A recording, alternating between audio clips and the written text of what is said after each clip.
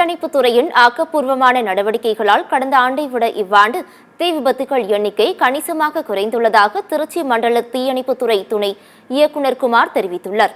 ஆண்டுதோறும் ஏப்ரல் 14ஆம் தேதி இந்தியா முழுவதும் தீயணைப்போர் தியாகிகள் தினம் அனுசரிக்கப்பட்டு வருகிறது. இன்றைய தினத்தில் தீ விபத்து மற்றும் மீட்பு பணிகளில் வீரமரணம் அடைந்த தீயணைப்பு வீரர்களுக்கு அஞ்சலி செலுத்தப்பட்டு வருகிறது. இந்த வகையில் திருச்சி கண்டோன்மெண்ட் தீயணைப்பு நிலையத்தில் தியாகிகள் தினம் அனுசரிக்கப்பட்டது. திருச்சி மண்டல தீயணைப்புத்துறை துணை இயக்குநர் குமார் உயிர்நீத்த தீயணைப்பு வீரர்களுக்கு வீரவணக்கம் செலுத்தி மலர் வளையம் வைத்து அஞ்சலி செலுத்தினார். பின்னர் செய்தியாளர்களிடம் பேசிய அவர், எந்த ஒரு இடர்பாடு என்றாலும் பொதுமக்கள் உடனே அழைப்பது தீயணைப்பு துறையை தான் என்று கூறினார். ஆபத்தை சிக்கி தவிக்கும் பொதுமக்களுக்கு உடனடியாக உதவிக்கரம் நீட்டுகிறோம் என்று குமார் தெரிவித்தார். இந்நிகழ்ச்சியில் திருச்சி மாவட்ட அலுவலர் ஜெகதீஷ் உள்ளிட்ட அதிகாரிகள், தீயணைப்பு வீரர்கள் உள்ளிட்டோர் கலந்து கொண்டு அஞ்சலி செலுத்தினர்.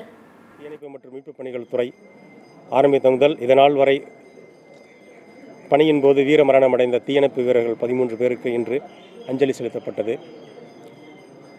ஒவ்வொரு ஆண்டும் இந்திய அரசாங்கத்தால் ஒரு தலைப்பு நிர்ணயம் செய்யப்பட்டு அதன் கழிப்பினில் இந்த வாரம் முழுவதும் தீயணைப்பு பிரச்சாரம் நடைபெறும். அந்த வகையில் இந்த ஆண்டிற்கான ஸ்லோகம் ensure fire safety, contribute towards nation building.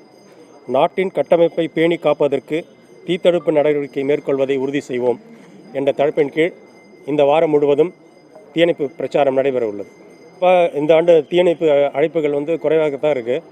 ஒவ்வொரு நிலையத்தின் சார்பிலும் பொதுவாக நிறைய பள்ளிகள், கல்லூரிகள், பொதுமக்கள் கூடும் இடங்கள், தொழிற்சாலைகள், நீர்நிலைகள் உள்ள பகுதிகள், கிராம பகுதிகள், குடிசை பகுதிகள் என்ற அனைத்து பகுதிகளுக்கும் தீயணைப்பு அலுவலர் மற்றும் பணியாளர்கள் சென்று பிரச்சாரம் தீ விபத்து தடுப்பது என்பது குறித்த பிரச்சாரம் மேற்கொள்கின்றனர். அதனால் இந்த ஆண்டு தீ விபத்து குறைந்து காணப்படுகிறது.